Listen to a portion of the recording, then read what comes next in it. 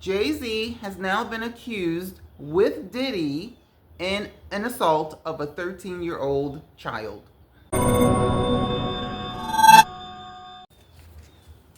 Hello everyone, it's Dakota from Everyday Life. How's everybody doing? I haven't been here in a while. I've been away in New Orleans and I had the best time of my life. I had great food, I had great beignets, and I got a lot of R&R. But I missed you guys, so I am back. And I am back. I had to come on because on my way home last night, I had to go through New York to get back to Pennsylvania, whatever. I was just on my phone, Googling, blah, blah. And I see in the news, CBS News reads, Jay-Z, Sean Diddy Combs accused of raping a 13-year-old in a civil suit. So Jay-Z, what? He's the first celebrity to be named in this Diddy debacle. But you know what? As I didn't just come straight on. I wanted to get some information. And I went on the news, I went on TV, and I was reading. And it's true. It's true. Jay-Z has even come out with a letter explaining how it's all bull, that it's not true. So this thing is just going crazy. Jay-Z was quiet. Jay-Z and Beyonce, they didn't say anything. There was like little mice on Christmas night, nothing. But now it's on. So, but Jay-Z, he got played by the best. Everybody knows who Tony Busby is. Everybody knows he is the lawyer who is helping the victims of the Diddy freak-offs or the Diddy parties and the Diddy everything. He is the lawyer, Tony Busby. Now, I didn't know it, but one guy said that Busby is the most successful lawyer in the United States. And I'll show a clip from this guy who always seems to be in the courtroom. I don't know what connections he has, but he's always in the courtrooms. But anyway, Jay-Z has played himself. Okay, remember the 13-year-old girl who said that she wanted to go into the VMAs and she couldn't get in because she didn't have a ticket, but a limousine driver said to her, oh, you're just the kind that Diddy likes, so meet me back here at 9:30 and I'll drive you to an after party. Now, she's 13. I'm not even going to get into, well, where are the parents? Where's her mother? Where's her father? She's 13, and back when she was accused, allegedly raped, her friends were children like her, so they couldn't drop her off. But I digress. That's a whole nother story. But the little girl said that she went to the after party, and I know you guys know this, so I'll make this short. And she walked in. There was a lot of celebrities sitting around. And, of course, she took a cocktail, and she said it was like an orange or green drink. And, of course, same old story. She got woozy. She, felt like she wanted to pass out. So she went to the house, which was a big house with a curved driveway. And she said she found a bedroom because she felt like she wanted to rest. I mean, the child is 13 years old. Just less than 3 years ago, she was 10. 10, okay? That's a baby. Well, she said she felt like she was woozy and she found a bedroom and she didn't lock the door. And she went in to lay down to try to collect herself. And who comes in? Diddy comes in and two other celebrities, A and B. A was a guy and B was a girl. So 3 celebrities. So she said that Jay-Z, I'm saying alleged, and we all know what alleged mean. I heard it. I read it. I just read it to you from CBS News. You go and look for yourself because we don't know if it's true, but we're just saying alleged. She said that Jay-Z raped her, a 13-year-old. Then she said once he finished, Diddy, of course, Mr. Freakoff King, he raped her and then tried to get her to, trigger warning, if you have kids around, get them out the room. Diddy tried to get her to give him oral, and she fell down and came up swinging and hit him in the neck, and that made him fall back to leave her alone. Then she said she left the room using her dress as, a cover, and she said people were just looking at her. People are looking at this baby run around in distress, and nobody did or said anything to try to help her. So she said she got out and she went to 7-Eleven or Mini Mart or Wawa, something like that store, and the girl saw the cashier saw she was in distress and let her make a phone call, and she called her dad, and she had lied. She said that she lied to her dad about her whereabouts. Maybe she snuck out the house or said she was at a sleepover with a friend. I don't know. But that was the 13-year-old girl who now, okay, this case was filed some time ago, but it's now been refiled, because when it was filed first, it was just Diddy, accuser A, and accuser B. But now it's been filed with Diddy. There's no more anonymous accuser A because it's Jay-Z. But we don't know who accuser B is. We don't know. People were saying all kinds of things. It could have been J-Lo. It could have been Mary J. Blige. It could have been Beyonce. They don't know. But whoever it was, I think it was a smart one, because they probably paid the girl off and said, hasta la vista, I'm going away. That's what I would have done. But anyway, that's the case that Jay-Z is now involved in after being so quiet. Remember, he didn't say a peep about what happened to Diddy. He didn't say anything. But now we know why. He was trying to line up his ducks. He was crossing his T's. He was finding lawyers. He was trying to figure out what he was going to do if this little girl or this baby came out. And she did. Okay, so Jay-Z says that Busby is trying to extort him. Well, extortion or not, Busby's trying to extort everybody. But his extortion is keeping your ass out of jail. So don't think about Busby. Worry about yourself. He's a lawyer. He's doing what lawyers do. And remember, and Jay-Z has been anonymous all this time. But now he's not. Now he is named. Everybody knows it. All the celebrities are buying their way out of this crazy debacle. And Jay-Z says, no. No, I'm not giving Busby any money. I'm not going to let him distort me. I'm not giving him anything. Check this out. Thinking that all celebrities are the same. I'm not from your world. I'm a young man who made it out of the project of Brooklyn. We don't play these type of games. We have very strict codes and honor. We protect children. You seem to exploit people for personal gain. Only your network of conspiracy theorists, fake physics, will believe the idiotic claims you have levied against me that, if not for the seriousness surrounding harm to kids, would be laughable. I look forward to showing you just how different I am. Child, Okay, so this lady was just breaking down the response that Jay-Z gave to Busby, that he's an extortionist, that he's no good. He was a Marine. He's supposed to be a stand-up guy. Okay, now this is the lawyer that always seems to be in the courtroom. So listen to what he has to say. To all of the Jay-Z has been named as a defendant in a lawsuit claiming sexual assault back in the year 2000, 24 years ago. So here's the backstory from what I'm seeing. The lawyer who filed this lawsuit, his name is Tony Busby. Tony Busby is one of the most, if not the most successful lawyer in America. Deadass. Now, we heard a few weeks ago how Tony Busby, the lawyer, got sued. And somebody sued him in a California court. That person said, hey, I'm a celebrity. And this guy, Tony Busby, is blackmailing me and threatening me, saying that he's going to sue me. He's full of shit. It's all lies. So you court have to stop him. Tony Busby also said that after he got sued, private investigators have been reaching out to his former clients, his former employees, his current clients, trying to get any dirt on Tony Busby to try to get him to back down.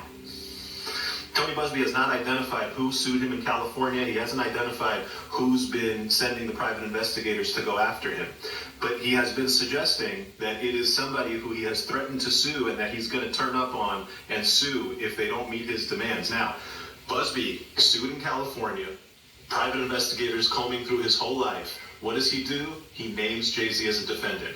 Why would he do that? Remember when I told you he's one of the most successful lawyers in America? That's no joke. And so he's ready. He got his big boy pants on. He said, you want to go? Let's go. It's up. So everybody is talking about it. Everybody. Remember of course you do, remember the Cassie tape, and you remember Cassie Ventura. Well, as we know, Cassie, how the whole thing with Cassie initially started is she decided to write a book and tell all about Diddy. No, she was going to tell her story, which included Diddy and the freak offs and the Dougs and all this stuff. And, Diddy and his team was hesitant. I don't think she may not, whatever. But she said, you know what? I'm going ahead with it, period. And then they decided to settle with Cassie. So basically, what that means is if Cassie had wrote the book, then Diddy would have probably gone down. But she didn't write the book, so Diddy paid her, which means he had all rights to her thoughts and her stories, so she couldn't write the book. But then the tape came out. And when the tape came out, it was the domino effect. Cassie got this much money. Well, I want this much money. I went all over the place. So even though he settled with Cassie, she got money before all of this happened. Her video started the domino effect. So, oh my God, this is just so much. So now look, where's Diddy now? Okay, if the tape hadn't come out, if the tape had not have come out, Diddy would probably be walking around and all would be well in freak off land. But the tape came out. Now Jay-Z, he's acting like he has amnesia over something that's going on as we speak. Diddy is incarcerated, fighting for his life as we speak. And if there was no tape and Diddy didn't settle with Cassie, he'd still be in trouble. So Jay-Z, you need to settle with this little girl if it's not too late. And I'm sure it's not too late. Lawyers can wheel and deal. You're the lawyer, and the little 13-year-old lawyer, they can wheel and deal and make it happen. I would advise you to make it happen because the law don't really care. It seems like these days, with all this Cat Williams stuff coming out, they don't care about your money unless you're giving it to the victims. That's when your money counts. Come on, wake up, Jay-Z, wake up. We don't want to see you. Well, I'm not going to say we don't want to see. That was the wrong thing to say. I'm just saying that you act like you have amnesia, but you can see how the dominoes can fall. Okay, your buddy, your namesake, is fighting for his life. And you're going, are you trying to be cheap? You should, if that little girl asks for $1 billion, you should give her $1 billion. Okay, so this is how Jay-Z got played by Tony Busby. I don't care about the filing. I'm not paying anyone. I'm not admitting any guilt. I'm innocent. I'm anonymous, and I'll see you in court. But you're not anonymous anymore because you didn't pay the little girl. So Busby says, okay, you want to dance? Let's dance. Now the public's going to know who accuser A is. And now we know. Bam.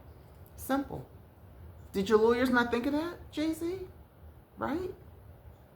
Oh my goodness. Okay, so should have just paid the little girl off, and we would never have known about Jay-Z and his shenanigans. We would never have known. So, okay, now remember there was two people in the room. There was a female watching the little girl get raped. It was Diddy and Jay-Z.